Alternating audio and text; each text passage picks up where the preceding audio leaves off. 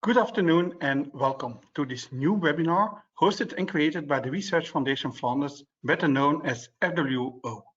I'm Hans Willems, Secretary General of the Research Foundation, and together with two of my colleagues, Olivier and Gregory, we will guide you to the evaluation and selection process of the research project Fundamental Research. So welcome to you all, and thank you for accepting our invitation of becoming a panel member of FWO. So the new and current panel members are the target group of this webinar. During the following hour, you will learn more about the evaluation and selection process and also of your specific tasks as a panel member. We will focus on the panel roles, the scoring approach, the rebuttal phase in the evaluation procedure. In short, every step will be detailed explained to you this afternoon. Afterwards, if you need more details about FWO or about the programs we will discuss during this webinar, you can of course consult our website fwo.be, where you can find dedicated web pages and extra documents and also information about the regulation of FWO. Before we start with the content of the webinar, I would like to remind you that this is an interactive webinar, so you can make use of the question button if you would like to ask a question to us. We will do our best to tackle as many questions as possible during this webinar, but be sure that afterwards, of course, we can also come back to you through email with more information and answers on your specific questions. You can also find the PowerPoint of this webinar under the handouts section of the webinar too. This being said, I think we are ready to kick off. I don't need to point out that 2021 and also 2020 was a particular year with many difficulties when it comes to the COVID-19 crisis. This crisis has a huge impact on our daily life, but also, of course, on the research activities and the career plans of many of our applicants. There was restricted access of the research facilities. Most of them needs to take care of young children during the lockdown. There was an increased commitment to online teaching or healthcare for family members and so on. And unfortunately, there was a total standstill on international mobility. All these aspects can have a huge impact on the applications itself and on the future plans of the applicants. That's why we have invited our applicants to mention possible influence on the quality of the application in the different application fields in our online format. And in the methodology section, in the state of the art, in the work plan, wherever they want, they can include possible influence also for the future when it comes to the COVID-19 crisis. As a panel member, we would like to ask you to take these elements also into account during your assessment in this specific context and in this difficult year. Of course, we need to be honest, and also the COVID-19 may have an influence on the panel meetings. They are only planned in November, but it is also possible that these meetings should be online this year. Before we start with the content, and I give the floor to my colleagues to guide you further to the different steps of the evaluation, I would like to guide you to some key facts about FWO and also of the budget and success rate we are working with this year. FWO as a research council was founded in 1928, and actually our main mission since then is more or less the same. We are the main agency in Flanders when it comes to the funding of fundamental and strategic basic research. In order to do so, we offer our researchers a wide range of funding schemes, aiming on individual researchers through our fellowships on a pre- and a postdoctoral level, but of course also in supporting research teams with research projects, the reason we are gathered here this afternoon, but also more strategic oriented projects in our SBO funding scheme or our large brain gain initiative, Odysseus. FWO is also responsible for the funding of research infrastructure, and we offer some specific scientific prizes and awards. The way we do things is based on a bottom-up principle. That means researchers come to us with new innovative ideas, and we, of course, and we in this context are the international experts, will evaluate these applications and decide upon funding. We are covering all disciplines, going from humanities, social sciences, science and technology, medical sciences, and biology sciences. So every discipline is welcome in and at FWO. Scientific excellence is a key element in this evaluation, and it's also an inter-university competition, which makes it hard and harsh at the same time when it comes to the selection rate that we can offer to the many applications that we receive each year again. This infographic actually gives you a total overview of this number of applications that we receive. You can see, and main point of this session is of course the research projects, fundamental research. At this moment, we have 1,163 projects ongoing. So that's quite a lot. And in total, that represents 1,695 project collaborators. Together with the specific fellowships that we offer, FWO stands for, at this moment, more than 4,000 researchers, which are funded directly or indirectly through our annual budget. Each year, again, we can award approximately 130 million euro new research projects. And last year, for example, with that budget, we could fund 285 new projects. On the right-hand side, you can see the selection rate. Last year, it was 22% of the submitted proposals that received funding in the end. And of course, it's not clear for this year already, but we expect that it will be more or less the same percentage that we can offer. So roughly speaking, 1 out of 5 receive funding at the end of the evaluation process. The annual budget of FWO in total speaking then is 480 million euro, so that's quite substantial and makes us one of the larger players here in Flanders. You can see that 75% of the budget is going to fundamental research, and if you take it from the other side, 67% of that budget is going to research projects. So in short, that this sets the scene and also gives you the context in which this evaluation takes place and the budgets we are working with. I'm glad to give the floor now to my colleague Gregory, who will guide you through the different steps of the evaluation process, and will start with explaining where the research projects specifically stands for. Thank you. Thank you, Hans. So I'll start by explaining the research program a bit more into detail. So as a panel member, you will be evaluating 2 types of research projects. So on the one hand, you have the junior research projects where applicants can have a maximum postdoctoral seniority of 12 years. On the other hand, we have the senior projects where at least one of the applicants has a postdoctoral seniority of more than 12 years. These are separate competitions. They don't go into competition with one another, but they do, however, have an equal success rate, and they follow the same identical evaluation procedure as we will describe in this webinar. Of course, as we are the Research Foundation Flanders, our applicants and institutions will be based in Flanders, and the main driver of a research project is always one of our 11 main Flemish host institutions, potentially partnered up with other Flemish or federal research institutes. There's also a special category, namely the WEAVE projects, but I'll talk about that at a later phase. Before sending our applications to you as a panel member, we of course perform an eligibility check, and whatever you get on your plate for evaluation is of course eligible for funding and should be evaluated.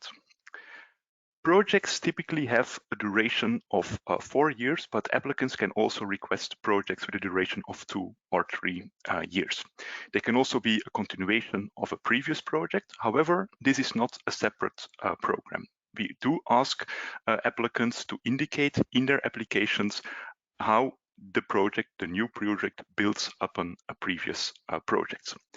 In terms of budget for staff and consumables, each institution per year can request in between 45,000 and 130,000 euro. However, partner institutions can also request 0 or 20,000 per year. Equipment-wise, there's a cap of 150,000 for the entire project, and besides these Flemish and federal research institutions, applicants can also involve a non-Flemish research institution, but they can get only maximum 10% of the total project budget. As promised, I will now talk about a special category, namely the WEAF project. And this year we have WEAF projects with Austria, Luxembourg, Slovenia, and/or Switzerland. And panel members that have been on board with us for quite some time, they probably know these projects already as the former lead agency projects. Well, WEAF is actually a more pan-European continuation of these former lead agency projects, and they are bilateral or trilateral integrated joint research projects where we have a Flemish team, as described before, that teams up with a Austrian, Luxembourg, Slovenian, and/or Swiss team that is eligible for funding, not at FWO, but at a funding agency in their home country. They jointly submit a research project at FWO as a junior or a senior research project, including now a fully fledged foreign partner, and these projects will actually go into competition with national, junior, or senior research projects. Now, what do we expect from you in terms of these WEAF projects? Exactly the same as how we evaluate the junior and senior projects. So we ask you to treat them in the exact same way, using the same criteria, the same rules and regulations. They will go into competition, we will rank them and award them among the national, junior, senior projects. The only difference is that we, of course, will only fund the Flemish part, and that our partner agency abroad will be responsible for funding the foreign part. Now, applicants could submit their projects to one of our 31 project panels, where you are, of course, a member of. We have 30 monodisciplinary panels in 5 scientific domains and 1 interdisciplinary cross-domain panel.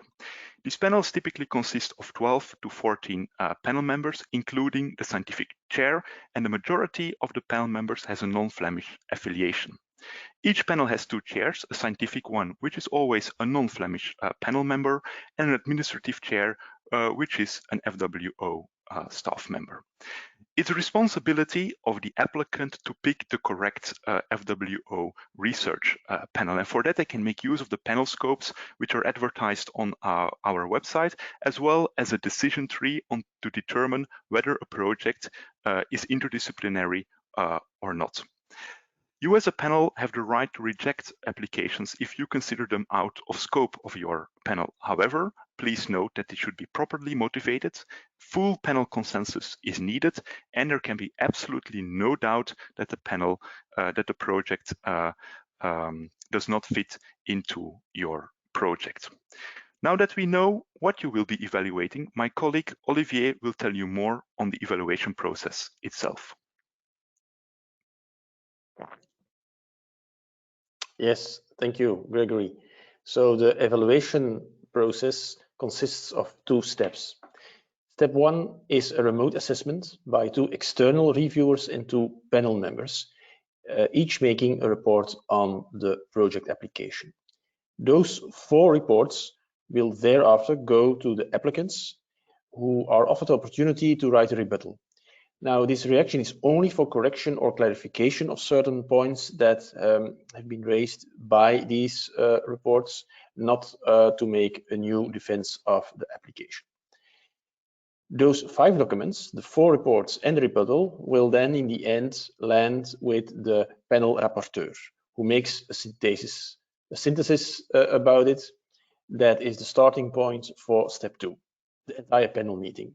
So in this panel meeting, where all panel members are joined, on the basis of the synthesis made by the panel rapporteur, the panel members will try to reach a consensus on the scoring and ranking of the projects, resulting in selected proposals and rejected proposals.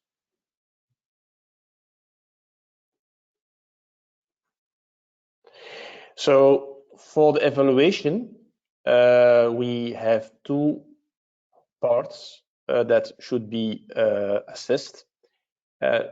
One part consists of the research team and the other on the project. You see that for the calculation of the total score, we use weights. It's the total score is a weighted average of 25% for the research team and 75% for the project. The criteria for the research team are scientific capacity, track record, and collaboration of the team members. For the project, there is a criteria A and a criterion A and a criterion B. A is about scientific quality, relevance, and originality, and B is about the quality of the research approach and the feasibility. So A and B will count for 50% each, and then resulting in a project score. The project score, as I said, weighs for 75%. The budget as such is not a criterion for assessment or for decision, I should say, on granting the project or not. You can and indeed are invited to assess the budget if you think, for instance, that it's overdone. Then you can give the advice to the Board of Trustees to cut in the budget. So for scoring, we use scoring grids. You will have noticed if you are already in the panel and when you're new, you will notice in those grids that we have range going from 0 up to 7. So 0 D, 7 A+, and every score is described in a so-called descriptor. So that points out exactly what we mean by a certain score. So you are invited to really use these scores according to the description of the scores, so that we have a uniform assessment of all projects over all the panels of FWO. So the final scores are based on a panel consensus. And as I said, we use a weighted total score. So in this example, with a 4 for team and a 3.5 for project, this would result in a 3.6. So in the panel, we have different roles for each panel member. So to start with, the general individual panel members, and we have 2 chairs. One of the panel members is the scientific chair. It's always an international panel member.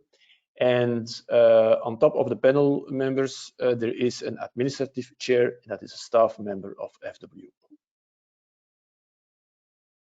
So the 12 panel members, normally speaking, consists of, as I said, 11 panel members plus 1 scientific chair.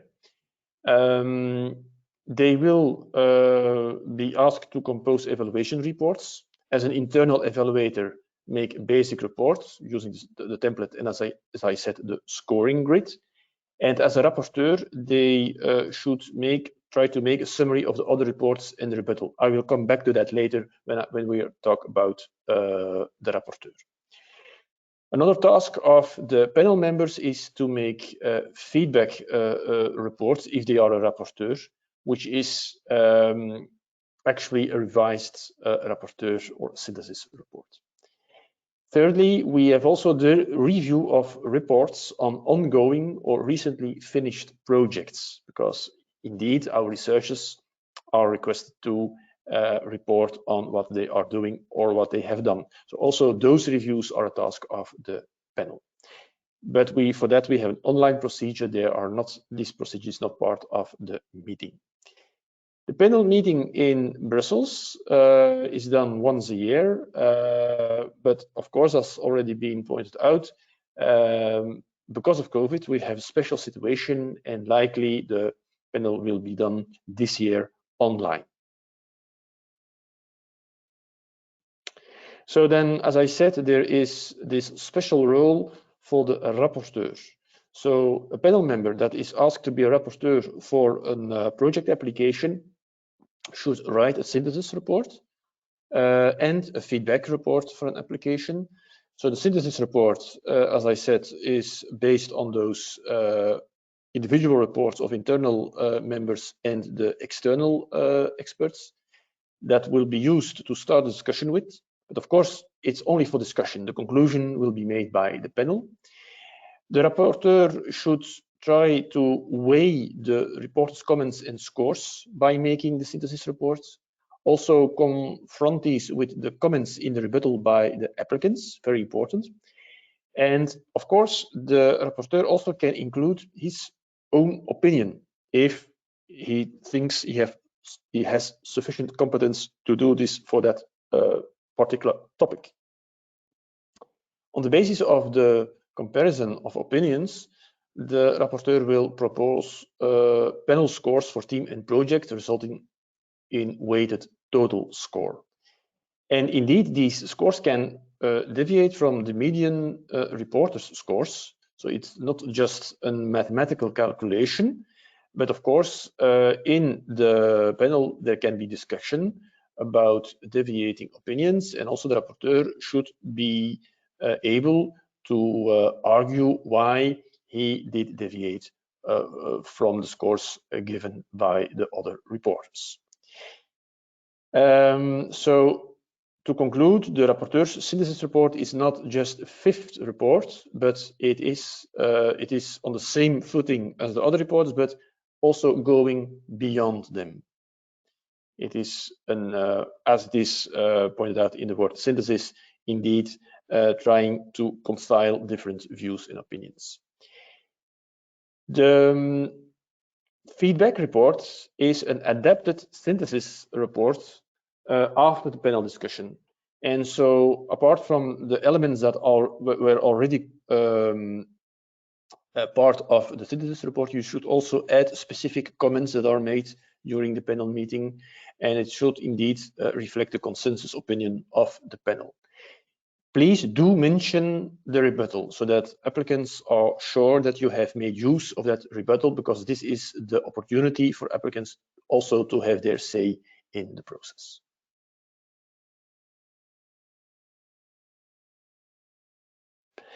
So now something about the scientific chair. So the scientific chair is an international panel member and will guide the panel through the process as one of the scientists, as one of the experts, as all the other panel members are, of course. So the scientific chair is the one who will appoint internal evaluators and rapporteurs on the basis of expertise and conflicts of interests. Those conflicts of interests are flagged by the panel members before. And also this chair will prepare the panel reading together with the administrative chair. So for instance, if significant variations between final scores of evaluation reports would occur, this will be flagged. And also there will be made other proposals to structure the discussion during the panel meeting. So apart also from chairing that panel meeting, the chair will also monitor the feedback reports and also the reports on ongoing and recently finished projects. So also that the panel is guided during that part of the procedure. The administrative chair is an FWO staff member, and each administrative chair is responsible for several panels during a certain round. This type of chair is responsible for the procedural guidance. So this person will not mingle in the scientific discussion, but will watch the conflicts of interests, and that's also these are respected. We'll also see to it that correct application is made of the assessment criteria using the scoring grid. It's very important that you use the scoring grid. And also to ensure an adherence to all the FWO regulations that are relevant. Together with the scientific chair, the administrative chair will prepare the panel meetings, monitor the feedback reports, and also the reports on ongoing or recently finished projects. So the timeline is as follows. So the 1st of April, we received on the deadline the applications. They are now processed. And so this month until October, we will have the remote evaluation by you as panel members for the internal reports. The projects will also be sent out to the external evaluators. After that, we will present them to the applicants for rebuttal, And those 5 reports will land with the rapporteurs in order to make synthesis reports. So then we are set for in November to start the panel meetings. From November to December, these meetings will take place. And by the second half of December, we should have rankings that will be decided on by the Board of Trustees, resulting in the granting of new projects.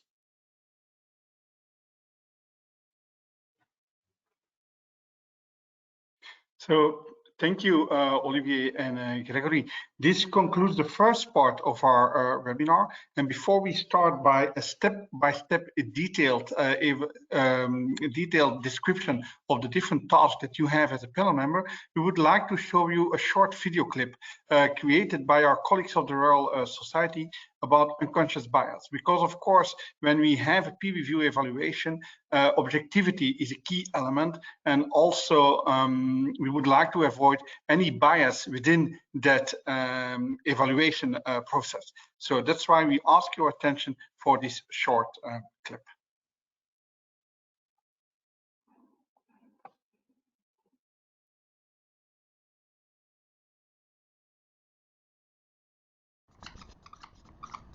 The unconscious mind is amazing.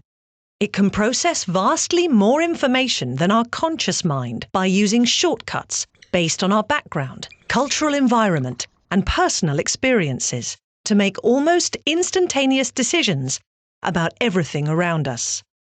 The snag is, it's wrong quite a lot of the time, especially on matters that need rational thinking. Here's a classic example. A bat and a ball cost £1.10. If the bat costs £1 more than the ball, how much does the ball cost? Most people, including over 50% of students at some of the world's leading universities, get the answer wrong and say 10p. The answer is actually 5p. Many of us choose 10p without thinking. This is because our unconscious mind uses instinct, not analysis. So our unconscious is fallible. It's also biased. It makes snap judgments of people we meet, categorizing them according to gender, social and other characteristics. In milliseconds, we judge whether somebody is like us and belongs to our in-group. These are the people we favor. So men might favor men, while women might favor women. However, we can belong to different in-groups, and we like to be part of an in-group that's powerful, which could mean a woman favoring a man over a woman. That's unconscious bias. All of us have it, and it colors our decisions without our realizing. For example, research reveals that if I were a man, you would be more likely to be nodding in agreement right now, because people pay more attention to a male voice. The Royal Society fosters excellence in science, but this can only be achieved if we select from the widest range of talent. And that's not possible if unconscious bias is narrowing down the field for non-scientific reasons. To lessen the impact of unconscious bias, which is easier for us to notice in others, we are raising the awareness of unconscious bias to members of our selection and appointment panels. We're encouraging panel members to deliberately slow down decision-making, reconsider reasons for decisions, question cultural stereotypes, and monitor each other for unconscious bias. We can't cure unconscious bias, but with self-awareness, we can address it.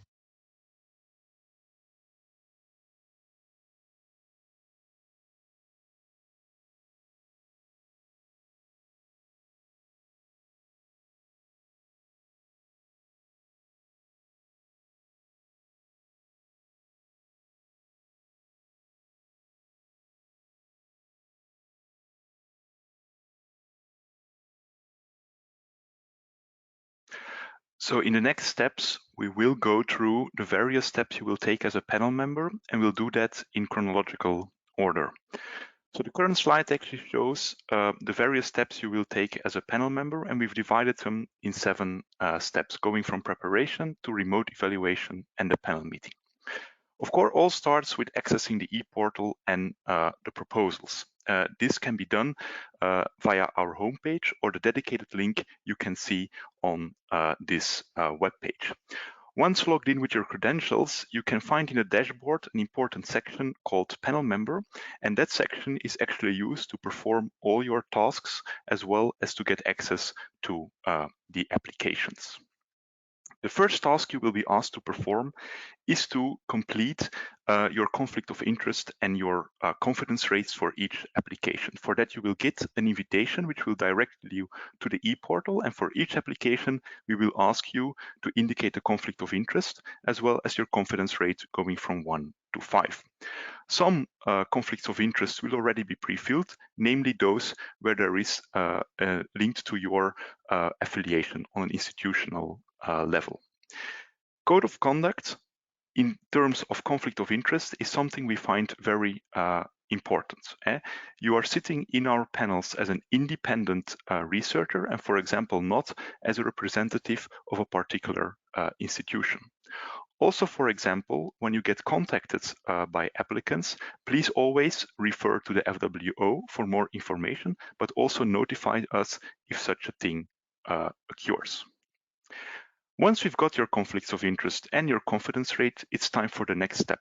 And this step will actually be taken by the scientific chair, who will, based on your confidence rate and your conflict of interest, assign applications to particular panel members. Of course, he or she will try to take that confidence rate as much into account, but please be prepared that you will be getting applications that are further away from your expertise. And it is not a problem because we expect our panel members to be generalists sitting on our panel, able to evaluate a broader range of topics. For each application, the chair, as already explained, will award 2 internal reviewers as well as 1 rapporteur. Once this has been done, it's time for the panel members to start writing their internal evaluation reports. Again, you will get a dedicated invitation email for that, including, for example, also all the applications that were assigned to you as a reviewer as well as a rapporteur. You can still refuse to evaluate, or if you've overlooked the conflict of interest, you can still notify us of that, but please do that contacting the scientific chairs first. There is a specific deadline by which we expect your internal evaluation reports, and we kindly ask you to respect that deadline because all the following steps depend on whether we have all internal evaluation reports on time or not. Some key elements of your internal evaluation report. Please do not go copy-pasting too much of the proposal into your report.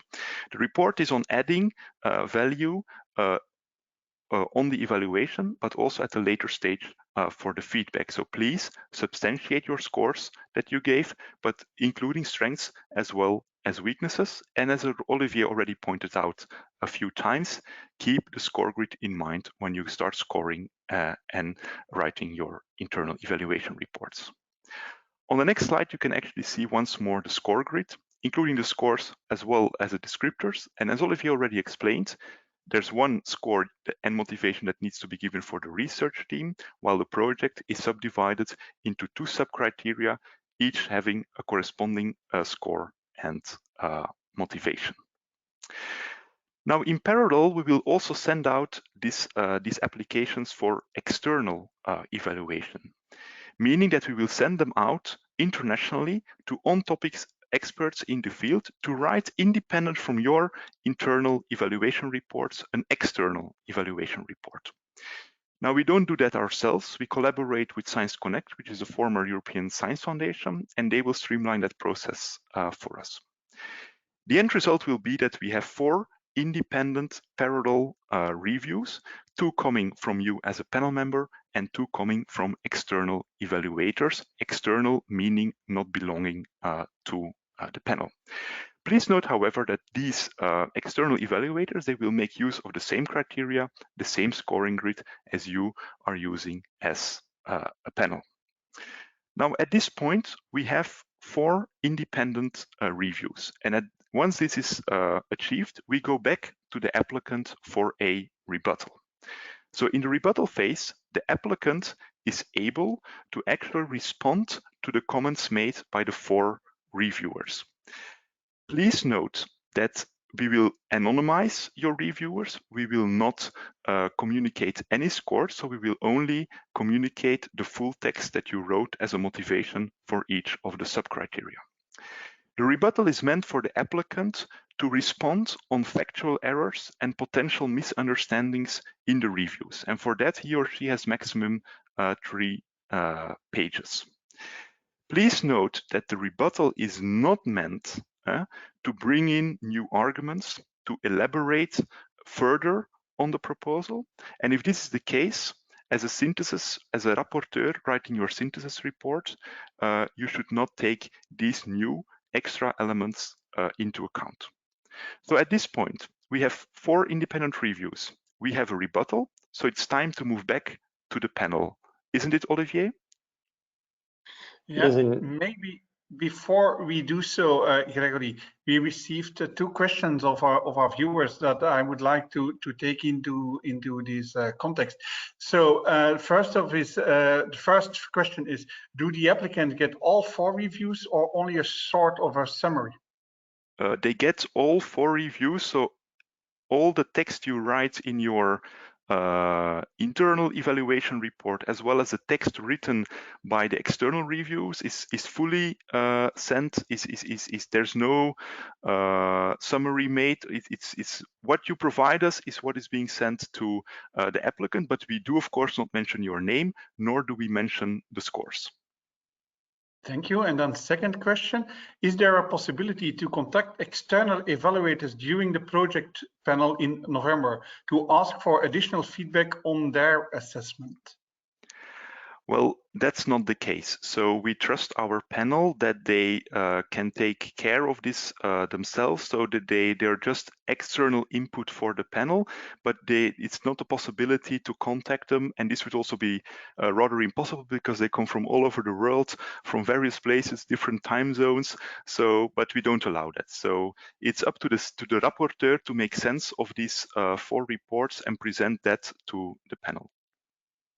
Thank you. That was all.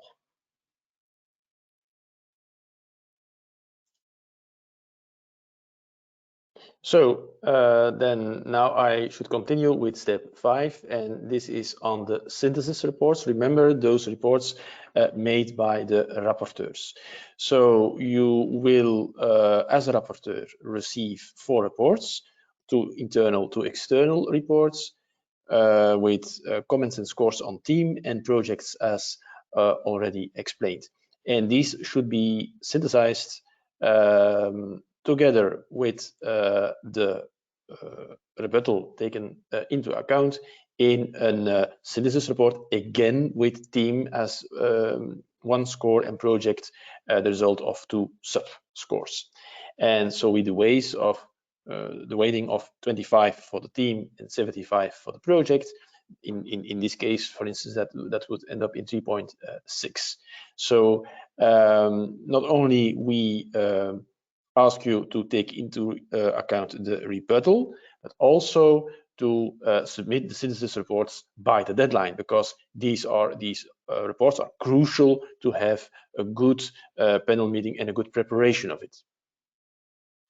So, Olivier, we still receive many questions of our viewers about this rebuttal, and I think maybe we can tackle some of them. So, one of the questions is, can the applicants present new results in the rebuttal letters? So, indeed, as we try to explain, they should not add a new defense of the proposal into the rebuttal. It is a reaction to comments. So for instance, if you as a reporter has said something wrong, a figure is not right, an interpretation is wrong, then you can correct this as an applicant.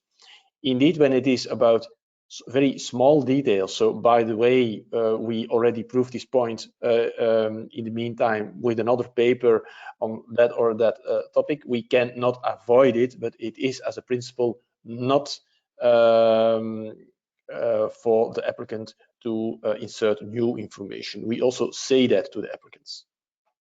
Thank you. Then are the rebuttals sent to the reviewers in order to adjust their scores? No, so the adjusting of scores is not done anymore. They go directly to the rapporteur, but indeed, during the panel meeting, everything can be said. You should remember that the synthesis reports with scores are just the starting point for discussion in the panel member, and there you can, as an internal panel member, adjust. The external ones will not see the reports anymore. And do the applicants know actually who sits on their panel? Who are the panel members? Yes, these lists are published on our website, so people see who is in the panel. We do this for reasons of transparency. But they will not see who actually has assessed their proposal. Thank you. That was all for the moment. I think we can move on with the next slide. Okay. So then step 6, then we are in the panel meeting. So the panel discussion and the scoring should be finalized there. Of course, also the budget should be taken into account, not as a criterion, but open for discussion. If you see that it is really overdone, for example, you can say so, and then we will make some cuts. And the scores are based on consensus, as I already said repeatedly. Everything is open for discussion. Nothing is fixed at the start. So the scores of the reporters and the rapporteurs are open and should result in consensus on the final scores at the end of the meeting. So at the end of that session, we would like to see a ranking that will result in granting 20% of about 20% of the applications and a rejection of the others. Also, of course, the panel budget can be used fully for that, but not more. So we cannot go over the limits of the budget. The details of that will be explained also during the panel meeting. But you can, apart from the projects you have granted, assign to reserve projects, because we have also a reserve budget. Also, leftovers from panels will be used for that reserve budget. And so in order to select after the panel meetings over all the panels reserve projects, we make a list of those 2 reserve projects per panel. For the junior as well as for the senior. These are separate lists, a junior list and a senior list. And so based on the scores, and we will also use Z-scores to compare the different scores by the different panels, we can select reserve projects. So after the panel, this will be done, but of course you will be notified which projects were in the end granted. In general, it is important, and especially because of the online sessions we will have this year, that we keep in mind the time management. So everything that should be said can be said, but also we should really try to focus on the essence of the discussion during for each project. The chairs, of course, also will see to that, but you can all help us by indeed keeping this in mind. After the panel meeting, we will, of course, prepare feedback, because every applicant, whether successful or not, is entitled to have feedback. So to every applicant, a feedback letter with a feedback report will be sent. So this is because we honor some principles: transparency, quality of research assessments, and the feedback are also very useful. In order to prepare, for instance, the next application for when the project was rejected.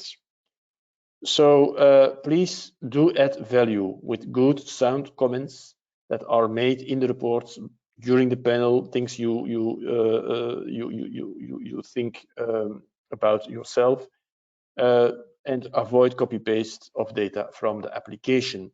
So, because these data are of course known to the applicant, but also this is no added value, and all kind of mistakes might be inserted.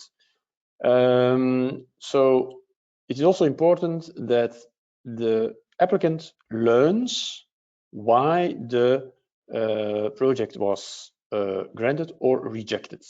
So in other words, the scores that are given by the panel, and these scores will be given also to the applicants, the consensus scores should be substantiated. It should be explained well why exactly these scores were given. It would be nice to have for each criterion, so team and project, and also for the sub-criteria for project, some strengths, weaknesses, and comments and suggestions for improvements. We think that these elements make up a qualitative feedback report. So that synthesis will be based on those internal and external reports, the rebuttal, and also what you have noted down during the panel discussion. So for research team as well as for projects. And we would like to see that feedback report back 2 weeks after the panel meeting, so that we can prepare it in time to send it off to the applicants.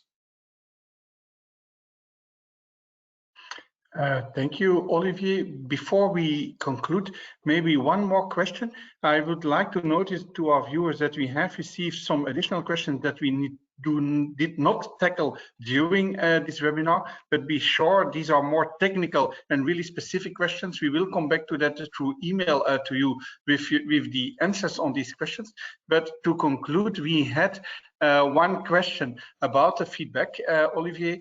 Should the feedback be focused on a remediation so that the applicants will resubmit an improved version the next year? Or should we as a panel not encourage resubmission of rejected projects? Yes, I think that we just should reflect the content of the comments. So for instance, if the comments of the panel were that this application is totally out of scope or is not at all qualitative enough to make any chance at FWO, this should be said so that the applicant knows he should start anew. If it indeed is about some details, some aspects that are not worked out well, then also this should be said. So it's not about encouraging or discouraging, it is about giving a realistic picture of the opinion of the panel. Thank you. And so actually we expect that if a project is a resubmission of a rejected project, that the applicants take into account also the criticism of the previous years. I think that's obvious. So thank you, Olivier. Also, thank you, Gregory. This actually concludes this webinar for this afternoon.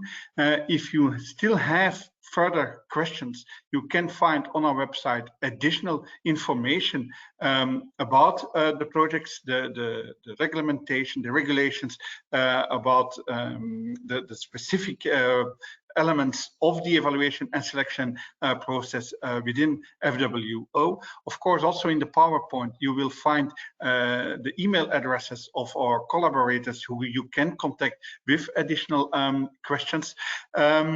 This webinar will also be uploaded to our website, so you can review it there if you want. Also, the PowerPoint can be consulted on our website. And for now, I would like to thank you all for your attention, and we hope to see you back in Brussels or through the online portal for the evaluation later on this year. Thank you very much and have a good afternoon.